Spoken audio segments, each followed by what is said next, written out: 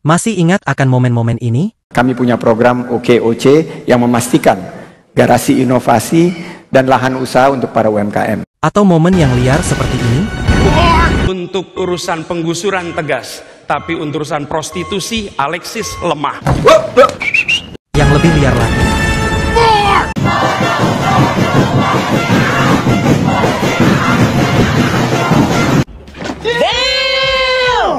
Mungkin, momen itu menjadi salah satu momen paling cadas dalam catatan pilkada di tanah air ini. Suasananya sangat-sangat panas, atmosfer akan kompetisi dan persaingan antar para kandidat terasa sampai kemana-mana. Pilkadanya di satu provinsi, tapi persaingannya menjalar seantero Indonesia. Sebenarnya bukan semua kandidat, tapi lebih kedua kandidat cagup.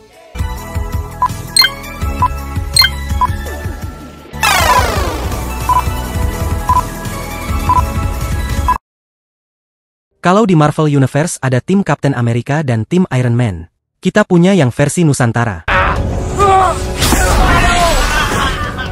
Anies Rashid Baswedan dan Basuki Cahayapurnama atau Ahok. Rival abadi, air dan minyak dalam perpolitikan Indonesia. Kalau tidak ada copras-capres, mungkin belum ada yang sebanding dengan perang tanding kedua tokoh ini. Harap tenang. Itu dahulu. Mari kita lihat situasi saat ini, menjelang pemilihan yang waktunya kurang dari 1 bulan. Seolah-olah tiada kesan yang mendalam, kalau kota ini sedang pilkada.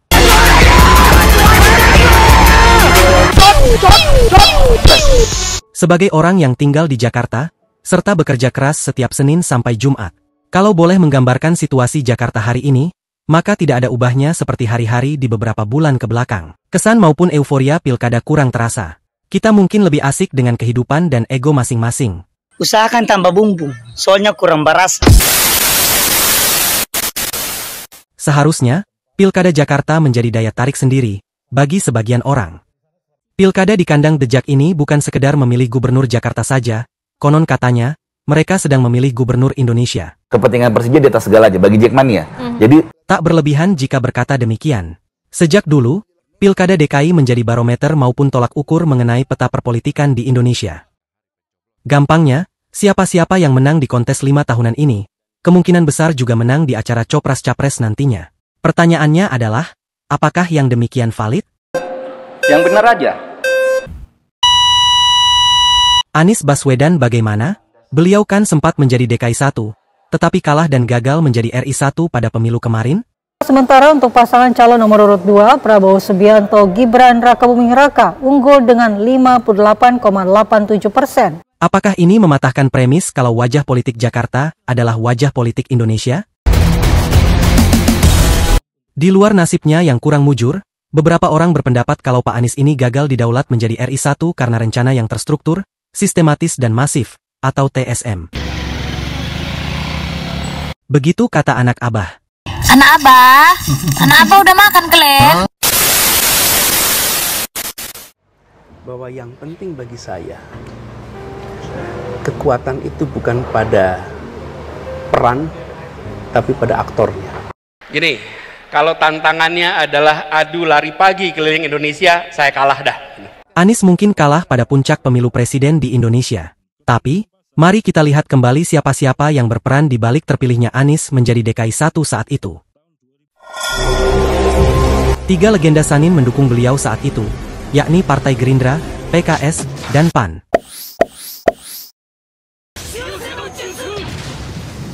Kemana ketiga poros tersebut saat Pilpres kemarin? Gerindra dan PAN berbalik arah menjadi pendukung Prabowo. Hanya PKS yang selalu setia. Kesetiaannya pun tak seberapa lama. Seusai KPU mengumumkan hasil resmi Pilpres, PKS menyusul Gerindra dan PAN menjadi satu kubu. Saya tahu senyuman Anda berat sekali itu.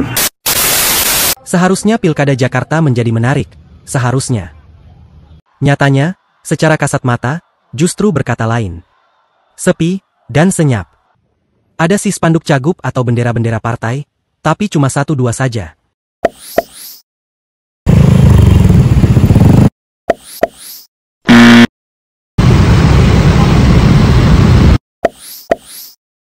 Setidaknya, Berikut inilah yang menciptakan kesan kalau Pilkada Jakarta kurang meriah. Sebelumnya, ini secara pengamatan pribadi saya.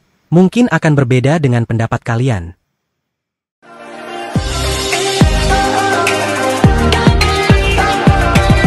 Kawan semua, pilkada telah tiba. Masa di mana setiap suara bermakna.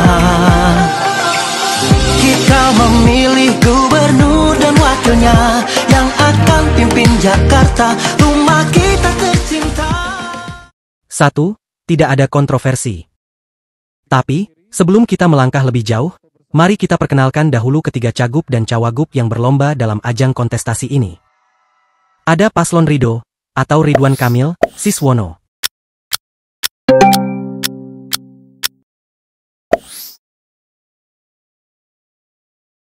Perkenalkan, kami Ridwan Kamil dan Siswono. Kami siap membawa perubahan positif bagi Jakarta. Visi kami adalah Jakarta baru sebagai kota global yang maju dengan karya inovatif, berkeadilan, dan sejahtera. Kemudian Dharma Kun, atau Dharma Pongrekunkun dan wakilnya, Kun Wardhana.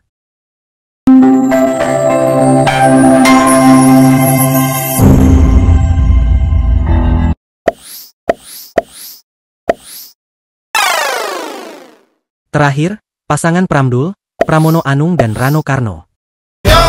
Silahkan pilih Sidul, ame pilih Mas Pram.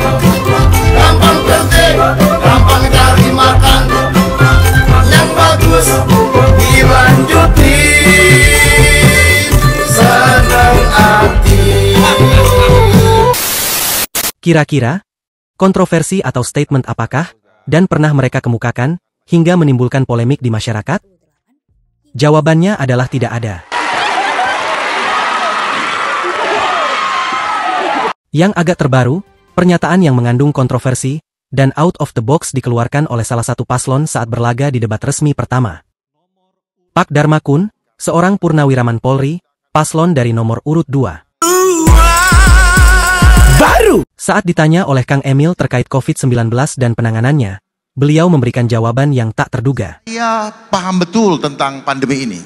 Pandemi ini adalah agenda terselubung dari asing untuk mengambil alih kedaulatan negara. Apakah sudah kontroversi? Menurut saya pribadi cukup kontroversi, apalagi melihat historis beliau, ex-Komjen Polri. Mengembangkan BSSN ini menjadi world class organization. Jadi targetnya bisa begitu? Pasti, Sir. Info terbaru, ada pernyataan yang agak nyeleneh dari cawagup nomor urut 1. Konteksnya sih bercanda, tapi dibesar-besarkan seolah menistakan agama. Saya yakin mungkin beliau bercanda, enggak.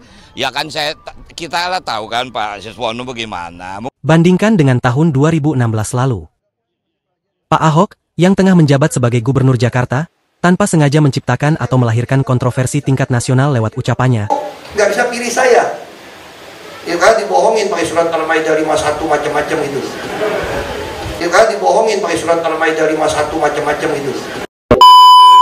Yang menurut pengakuannya secara pribadi, beliau sama sekali tidak ada niatan untuk mempermainkan atau mengolok-olok ayat Al-Quran. Itu maksudnya benar, tapi dipleset-plesetkan seperti itu, malah bahaya. Dan sejak saat itu, perpolitikan duniawi di Indonesia mulai terasa hingar-bingar. Politik identitas menguat, gerakan 212 terbentuk, dan penentuan masuk surga atau nerakanya kita, ditentukan oleh pilihan di bilik suara. Fitnah dan kampanye hitam bermunculan, apalagi mengenai hal-hal yang berbau sara. Uniknya hal ini dilakukan oleh pendukung masing-masing paslon. Tak salah kalau memasukkan insiden Al-Maidah ini sebagai salah satu catatan penting dalam sejarah di Indonesia. Pada waktu itu, hal-hal besar menjadi taruhannya. Perolehan suara terbanyak sukses menjadi Gubernur Jakarta. Sedangkan dia yang kalah harus masuk penjara.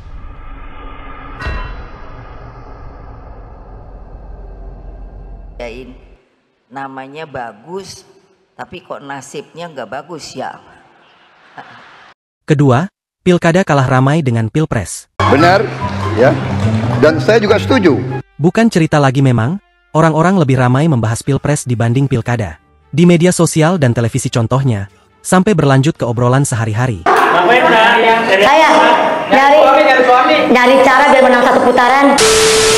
Yap, seperti yang kita ketahui, walaupun momen pilpres sudah usai, tapi drama dan bumbu-bumbunya tetap berlanjut sampai sekarang. Untuk Pilpres kali ini, bagian mana yang berjalan mulus begitu saja? Fase demi fase Pilpres seolah diuji banyak ujian. Coba jawab, detik mana yang tidak lepas dari sorotan netizen? Ada ilmiahnya Pak, ada ilmiahnya. Dan Kalau kita dibikin tidak nyaman lagi kalau gitu. Sebelum pencoblosan, sudah membuat gaduh gara-gara masalah batas usia pencalonan. Pas hari H, pencoblosan, hasil survei quick count dipermasalahkan. Ketika KPU rilis hasil pemilu, malah disengketakan dan dipersidangkan di MK. Tak puas di MK, berlanjut ke agenda hak angket Dewan. Belum lagi isu-isu mengenai makan siang gratis. Anaknya masih di kandungan ibu, kita mau kasih makan. Agak beberapa lama, kondisi mungkin semakin tenang dan kondusif. Tapi badai masih tetap berlalu. Aku suka ini. Kemunculan akun Fufufafa menjadi perhatian publik, dan menjadi akun paling misterius untuk dicari tahu siapa pemiliknya. Sepertinya sudah ketemu, salah satu jasanya berkat usaha keras netizen yang gigih dalam segi intelijen. Cuma, entah mengapa pemerintah kurang yakin saja. Iya mah nggak tahu, nanti lagi dicari. Lah mbok takono sing duwe akun kok aku. Ya, ya tanya Bapak, jangan tanya saya. Coba kita bertanya pada rumput yang bergoyang. Sampai tiba hari pelantikan dan sekarang, orang-orang yang mengisi kabinet, mulai dari menteri, koordinator menteri, wakil menteri, dan sekutunya tak lepas dari omongan netizen. Terlalu gemuk, dan banyak nama-nama yang awalnya berputar di sekitaran podcast, sinetron atau film, atau panggung hiburan, sekarang menduduki jabatan yang bisa dibilang strategis. Saya sadari memang bisa dianggap tergolong besar, tapi memang bangsa kita bangsa yang besar.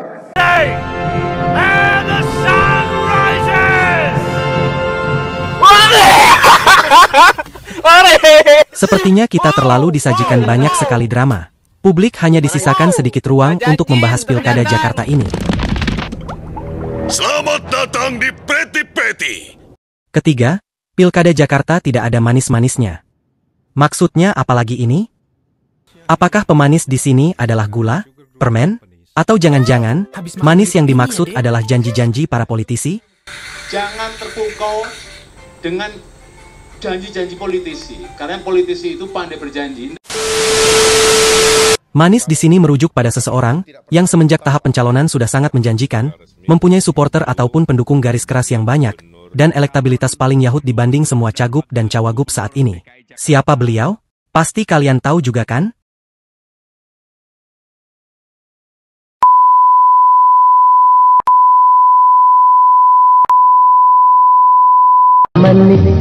Siapa yang punya? Yang manis itu, Mas Anies. Mas Anies. Pilkada Jakarta akan sangat ramai jika beliau mencalonkan diri, karena beberapa hal alasan. Mungkin, sebagai ajang balas dendam setelah kalah menjadi capres. Minimal, kalau tidak mendapat kursi presiden, setidaknya kursi gubernur bisa di tangan. Istilahnya, agar tidak rugi bandar. Si rugi bandar nih Pak sebenarnya. Apalagi, ini gubernur bukan sembarang gubernur. Ini gubernur kota Jakarta, mini etalase Indonesia Raya, yang walaupun sudah bukan ibu kota lagi, tapi masih, dan akan tetap menjadi prestis sendiri bagi yang bisa memenanginya. Semua di sini kecewa.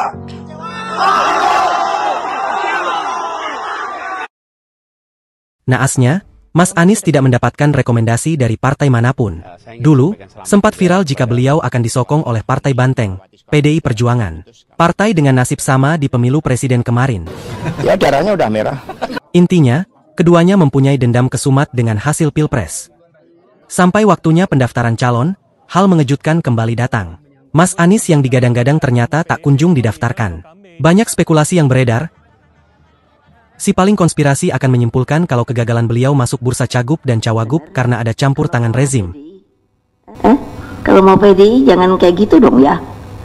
Ya tinggal mau nggak nurut ya. Atas konspirasi yang tadi dijelaskan, telah membuat opini tersendiri bagi publik kalau kepala daerah sudah ditentukan, jauh sebelum hari pencoblosan tiba. Dan sejak itu Pilkada DKI semakin tidak menarik lagi.